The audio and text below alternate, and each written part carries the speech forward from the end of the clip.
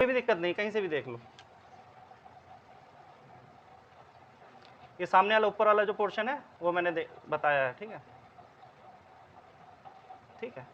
ये इसका सेंटर है, ये इसका रेडियस a है, ये कोई पॉइंट है r, इसके लिए कंडीशन ये 1 पॉइंट मान लेता हूँ। r जब विद इन द सर्किल होगा तब ये वाली कंडीशन होगी, ठीक है। अब मुझे बताओ कि कंडक्टर करंट कैसे फ्लो हो रहा है कंडक्टर में, आई। अब मुझे एक बात बताओ कि कंडक्टर, एक स्ट्रेट कंडक्टर के चारों तरफ सर्कल ही तो बनता है मैग्नेटिक फील्ड में। ऐसे देखिए, करंट अगर ऊपर फ्लो हो रहा है, चारों तरफ क्या बनते हैं, कॉन्सेंट्रिक सर्कल्स बनते हैं। कॉन्सेंट्रिक सर्कल का मतलब, अगर इस पॉइंट की बात करूँ तो जो बराबर बराबर डिस्टेंस पे पॉइंट होंगे तो बराबर मैग्नेटिक फील्ड होगी, और थोड़े दूर जाओगे थोड़ी ये बनेगा, समझ रहे हो। तो कॉन्सेंट्रिक सर्किल होंगे कि नहीं, with the wire being in centre. Centre पे क्या रहता है, वायर रहता है, ये मैं ऑलरेडी बता चुका हूँ। अब क्या करते हैं हम, मुझे 1 पे यहाँ पे निकालनी है मैग्नेटिक फील्ड, तो क्या करना पड़ेगा, एक एम्पीरियन लूप ड्रॉ करना पड़ेगा। एम्पीरियन लूप ड्रॉ किया मैंने, 1 सरफेस लिया, मैं अभी इसकी बात कर रहा हूँ, इस पर्टिकुलर पॉइंट के लिए जनरल फॉर्मूला बना रहा हूँ। इसकी दूरी क्या है, r है कि नहीं है भैया, ये दूरी कितनी है, r। जनरल फॉर्मूला बना रहे हैं, r किसके लिए सेटिस्फाई हो रहा है, ये r किसके लिए वैलिड है, r ग्रेटर देन a से बड़ा है ना r। तो ये फॉर्मूला मुझे कहाँ तक की वैल्यू बताएगा, बाहर, सरफेस से बाहर जितना भी मैग्नेटिक फील्ड है और ऑन द सरफेस। देखो, सॉरी, इस वाले केस के लिए बात हो रही है, r ग्रेटर देन a, और 1 यहाँ पे पॉइंट कौन सा, ये वाला है, ठीक है। यहाँ पे जो मैग्नेटिक फील्ड आएगी वो किसके, जो भी जनरल फॉर्मूला बन के आएगा वो किसके लिए बताएगा, इस वाले के लिए बताएगा, समझ गए। तो पहले मैं 1 पॉइंट की बात कर रहा हूँ। तो मुझे बताओ इसने कितना करंट इंक्लोज कर रखा है, फर्स्ट वाली सरफेस क्लोज लूप थ्रू 1.1, कितना इसने करंट इंक्लोज कर दिया है, करंट इंक्लोज, करंट या भी थ्रेडिंग। इस सरफेस, जैसे ये आपका लूप है, ये मैंने बनाया क्या, क्लोज लूप बनाया, तो करंट कितना थ्रेड होकर जा रहा है इससे, आई करंट ही तो थ्रेड होकर पूरी, क्योंकि वायर की मोटाई पूरी आ रही है, ठीक है। करंट थ्रेडिंग क्लोज लूप, चलो हो जाएगा। कितना करंट लूप थ्रेड होकर जा रहा है, आई जा रहा है कि नहीं, ये पॉइंट बाहर के लिए बात हो रही है, यानी इस वाले पॉइंट्स के लिए, फिर R is greater than the radius, तो आउटसाइड ही तो होगा यार वायर के। तो करंट कितना थ्रेड होकर जा रहा है क्लोज लूप से, आई जा रहा है, ठीक है। एम्पेयर सर्किट लॉ लगाओ, एम्पेयर सर्किट लॉ लगाते हैं, B dot D L cos theta, B dot D L होता है ना, तो B D L cos theta लिख दिया मैंने, म्यू नॉट आई हो जाएगा कि नहीं, यहाँ पे आई होगा क्योंकि आई करंट थ्रेड होकर जा रहा है, इन पॉइंट्स पे नहीं होगा आई, क्योंकि समझ रहे हो ना, क्यों, ये बताऊंगा क्या क्यों नहीं होता। थीटा की वैल्यू बताओ, इस पर्टिकुलर लूप पे थीटा की वैल्यू क्या होगी, थीटा क्या है, मैग्नेटिक फील्ड और लेंथ के बीच में एंगल है, या फिर छोटे छोटे एलिमेंट्स के बीच में एंगल है, बताइए। सेम ही तो डायरेक्शन में होंगे। अगर यहाँ पे मैं क्लोज की डायरेक्शन, लूप की डायरेक्शन डेरिवेशन भी तो करवा चुका हूँ यार, ये वाला स्ट्रेट वायर से, तो B dot D L same आते थे कि नहीं, डायरेक्शन सेम होती थी कि नहीं। देखो, अगर इसके चारों तरफ सर्किल है तो टेंजेंट की डायरेक्शन में मैग्नेटिक फील्ड होगी किसी भी पॉइंट पे, और हर पॉइंट पे बराबर होगी कि नहीं मैग्नेटिक फील्ड, बिकॉज सेंटर से डिस्टेंस उसकी बराबर है, और डीएल की डायरेक्शन भी टेंजेंट के डायरेक्शन में होगी कि नहीं। तो मैं एक डीएल लेता हूँ यहाँ पे, तो उसकी डायरेक्शन भी यही होगी, मैग्नेटिक फील्ड की डायरेक्शन भी यही होगी, तो थीटा की वैल्यू क्या हो जाएगी, 0 डिग्री। हाँ, बी कांस्टेंट है इस सरफेस के लिए, बी कांस्टेंट रहेगा, जो भी पॉइंट्स होंगे सेंटर से बराबर दूरी पे होंगे उन पर मैग्नेटिक फील्ड तो बराबर ही लग रही होगी, क्योंकि डिस्टेंस पे डिपेंड करती है मैग्नेटिक फील्ड। तो बी बाहर ले लिया मैंने, डीएल का इंटीग्रेशन होगा म्यू नॉट आई, डीएल की इंटीग्रेशन होकर क्या आ जाएगा बताइए, डीएल का इंटीग्रेशन होकर क्या आ जाएगा, 2 पाई आर, क्योंकि समझ रहे हो सरकमफ्रेंस ही तो आएगा इसका। तो बी का फॉर्मूला क्या होगा, mu naught upon 2 pi I upon R, यही फॉर्मूला आता ही था यार, तो जनरल फॉर्मूला जो अपने इनफाइनाइट वायर के लिए किया था, अभी तो वही चीज़ हो रही है। मेन दिक्कत यहाँ पे, मेन जो एक्चुअल में हमें समझना है वो इनसाइड वाला समझना है, ये तो ऑलरेडी पता था तुम्हें।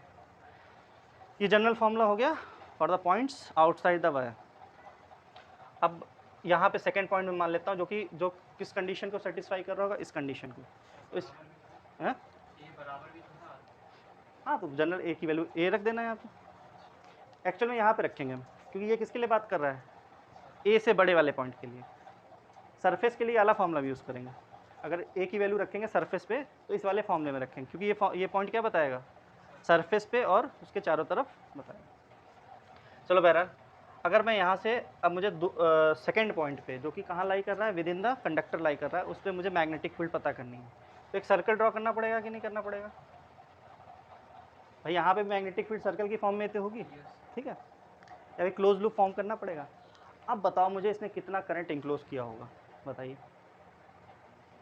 अब असली कहानी आई, क्या इसने इसके थ्रू जो करंट पास हो रहा होगा वो क्या आई ही होगा? नहीं होगा, क्योंकि इस वाले पोर्शन में कुछ फ्री इलेक्ट्रॉन होंगे, वो कम होंगे इतने जो पूरे वायर के पोर्शन में है, तो करंट उतना तो नहीं होगा। कितना होगा बताइए? अच्छा, करंट क्या है, यूनिफॉर्मली डिस्ट्रीब्यूटेड होगा कि नहीं होगा? क्योंकि मैंने बताया फ्री इलेक्ट्रॉन्स यूनिफॉर्मली डिस्ट्रीब्यूटेड होंगे।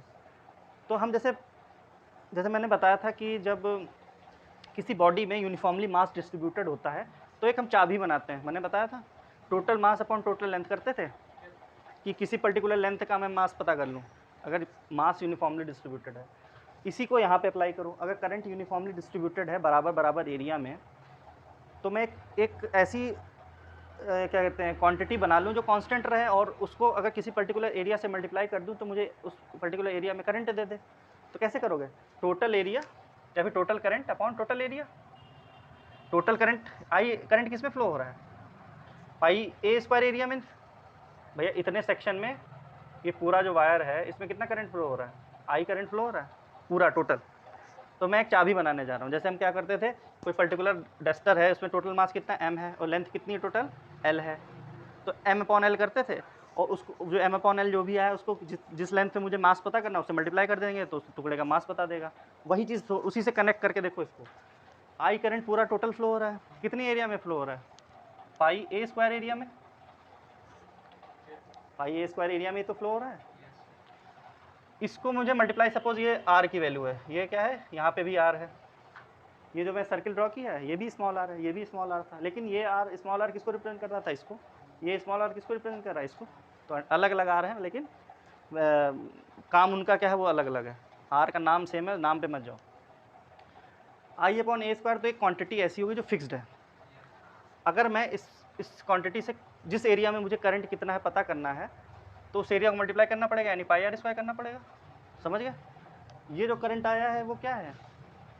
वो इस एरिया से जो करंट पास हो रहा है वो है। अगर करंट यूनिफॉर्मली डिस्ट्रीब्यूटेड है तो ये आई डैश हो गया। ये क्या हो गया? I dash. आई डैश क्या है? Current threading close loop through point 1। ऐसे मुझे यार m/l करता था, m क्या है? टोटल मास है, टोटल लेंथ है।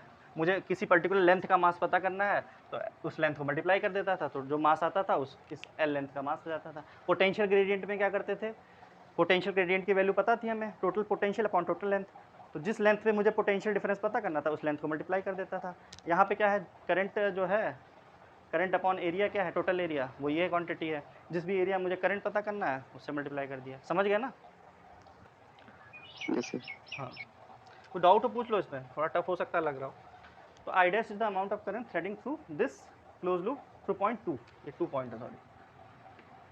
अच्छा, बस एम्पेयर सर्किट लॉ लगाइए, क्या हो जाएगा एम्पेयर सर्किट लॉ? यहाँ पे भी क्या होगा? मैग्नेटिक फील्ड और लूप की डायरेक्शन सेम होगी। भाई देखो सर्कल ही है ना, मैग्नेटिक फील्ड चारों तरफ इस पॉइंट पे इस सर्कल में बराबर ही होगी, और जो भी करंट एलिमेंट है लूप का उससे सेम डायरेक्शन पे ही होगी। तो यानी कि बी डॉट डी एल मैं सीधे कर दे रहा हूँ इंटीग्रेशन, कॉस 0 डिग्री हो जाएगा, सॉरी कॉस 0 डिग्री 1 हो जाएगा, ठीक है। यहाँ पे क्या आ जाएगा? म्यू नॉट टाइम्स ऑफ ये वैल्यू आई डैश। तो बी डी एल की वैल्यू क्या हो जाएगी? 2 पाई आर। डी एल की वैल्यू क्या हो जाएगी? Integration 2 pi R mu naught I dash की वैल्यू क्या हो जाएगी? I upon pi A square into pi R square. अब बताओ इसको सॉल्व करके वैल्यू आएगी क्या? तो पाई पाई कैंसिल आउट हो गया। बी की वैल्यू, एक मिनट, I upon 2 pi R into A square into R square. तो बी की वैल्यू क्या हो जाएगी? Mu naught I upon 2 pi, तो 2 पाई ही रहेगा, और आई अपॉन आर से इधर आर कैंसिल आउट हो जाएगा, अपॉन में ए स्क्वायर बचेगा इंटू आर बचेगा। ये फॉर्मूला क्या हो गया? General formula with in the conductor and on the surface. Surface पे और कंडक्टर के अंदर कितनी मैग्नेटिक फील्ड कर लग रही है उसका फॉर्मूला। यहाँ पे ज़रा गौर करो, ये 1 पॉइंट से जो लूप गया था वो क्या था? बाहर, सरफेस से बाहर के लिए था। सरफेस से बाहर के लिए गौर को म्यू नॉट कॉन्स्टेंट क्वांटिटी है, 2 पाई कॉन्स्टेंट क्वांटिटी है, करंट भी आई कॉन्स्टेंट है, आर चेंज हो रहा है ना, तो यहाँ पे बी किससे प्रोपोर्शनल है, इन्वर्सली प्रोपोर्शनल टू 1/r है। यानी कि जब सरफेस से बाहर जाते हैं हम लोग तो मैग्नेटिक फील्ड क्या होती है, डिस्टेंस के साथ घटती है। देखो यहाँ पे देखो जरा, mu naught constant, 2 pi constant, I constant, radius भी कॉन्स्टेंट ही है यार, रेडियस थोड़ी चेंज कर रहे हैं, स्मॉल आर चेंज हो रहा है। यहाँ पे भी क्या है, प्रोपोर्शनल टू आर है। इसका मतलब क्या हुआ, अगर कंडक्टर के अंदर की बात करें, कंडक्टर के अंदर से सेंटर से जब आप दूर जाएंगे सरफेस की तरफ, सरफेस तक की बात कर रहा हूँ मैं, ये पॉइंट क्या बता रहा है, आर, सॉरी ये पॉइंट कौन सा है, सेकंड वाला पॉइंट, यही वाला तो है, ए बड़ा है आर से, हाँ ठीक है, और या फिर बराबर है। तो जब सेंटर से आप सरफेस तक जाएंगे तो मैग्नेटिक फील्ड क्या बढ़ती है, सेंटर पे जीरो होती है, और जैसे जब आप सेंटर पे क्या हो गया, सेंटर पे आर की वैल्यू जीरो हो जाएगी तो मैग्नेटिक फील्ड जीरो होगी कि नहीं। तो जैसे जैसे आप दूर जाएंगे सेंटर से मैग्नेटिक फील्ड बढ़ेगी, कब तक बढ़ेगी, सरफेस तक, सरफेस पे आके मैक्सिमम हो जाएगी, और सरफेस से जैसे आप दूर बढ़ेंगे तो मैग्नेटिक फील्ड घटेगी। समझ गए। तो इसका ग्राफ कैसे बनेगा, ग्राफ भी बना लो, बी और आर के बीच में ग्राफ बना रहा हूँ। तो पहले तो बढ़ी कहाँ तक, सरफेस तक, ये क्या है, आर बराबर ए के बराबर है, यहाँ पे क्या है, और फिर क्या हुई, घटी, 1/r हुआ ना, तो घटती है ऐसे। तो यहाँ तक b प्रोपोर्शनल टू r है, यहाँ पे b inversely proportional to r है। समझ गए। हमसे कहा है कि मैग्नेटिक फील्ड का रेशियो पता करो, कौन से पॉइंट्स हैं, एक पॉइंट है a/2 आउटसाइड द सरफेस, और एक पॉइंट है a/2 इनसाइड द सरफेस, यही तो बोला गया। तो मान लेते हैं ये आपका क्या है, कंडक्टर था, ये इसकी क्रॉस सेक्शन एरिया थी। ऐसा करो ज़्यादा सही रहेगा, ऐसे इमेजिन करने में थोड़ा दिक्कत होगी, होने तो ऐसे भी हो जाएगा।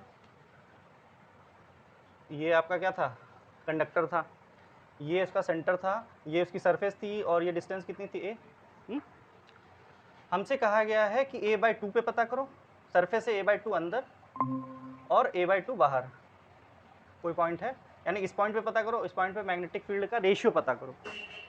तो ये वाला पॉइंट कहाँ लाई कर रहा है, आउटसाइड लाई कर रहा है, या फिर ऐसे देखो ऊपर पॉइंट बनाना चाहो ऊपर बना सकते हो, कहीं भी बना लो यार। ये ए है, एक पॉइंट हमें यहाँ पे लेना है, ये फर्स्ट पॉइंट है सपोज, इसकी डिस्टेंस क्या है, a/2 है फ्रॉम द सरफेस, इमेजिन करना, ठीक है।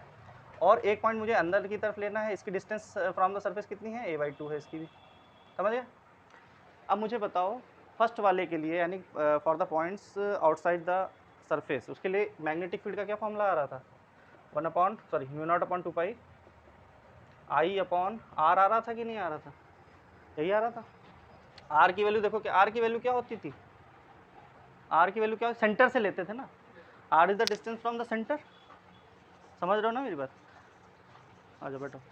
तो सेंटर से डिस्टेंस कितनी है भैया, ये इस पॉइंट की a + a/2, 3a/2 हो जाएगी कि नहीं हो जाएगी। तो आर की वैल्यू कितनी होगी, μ0/2 पाई 3a/2। इतना क्लियर है कि नहीं, ठीक है। अब मैं बात करता हूँ इस वाले पॉइंट की, जो कि a/2 डिस्टेंस अंदर है। इसके लिए क्या फॉर्मूला आया था बताओ, μ0/2 पाई I/a² इंटू आर आया था। यहाँ बताओ आर की वैल्यू कितनी होगी, आर डिस्टेंस सेंटर से ही लेते हैं, कितनी हो जाएगी, a/2 हो जाएगी कि नहीं। अरे यार ये ऊपर सरफेस से a/2 पे है और टोटल डिस्टेंस a है, तो ये डिस्टेंस कितनी हो जाएगी, a/2 ही हो जाएगी। तो यहाँ पे मुझे क्या रखना है, a/2, आर की जगह क्या रख देना, a/2। अब इसको सॉल्व कर लो, दोनों का, ये b1 है ये b2 है, तो b1/b2 क्या हो जाएगा बताओ, μ0/2 पाई आई, ये 2 ऊपर चला जाएगा, 2I/3 है, इधर क्या हो जाएगा, μ0/2 पाई, ए से कैंसिल आउट हो गया, बचेगा क्या, I/2a। इसको सॉल्व करके बताइए, ये तो कैंसिल आउट हो गया, आई से आई कैंसिल आउट हो जाएगा, बचेगा क्या, 2a × 2, और ये नीचे 3 आ जाएगा, ए से ए कैंसिल, 4/3 आ गया कि नहीं आ गया, यानी b1/b2 क्या हो गया, 4/3।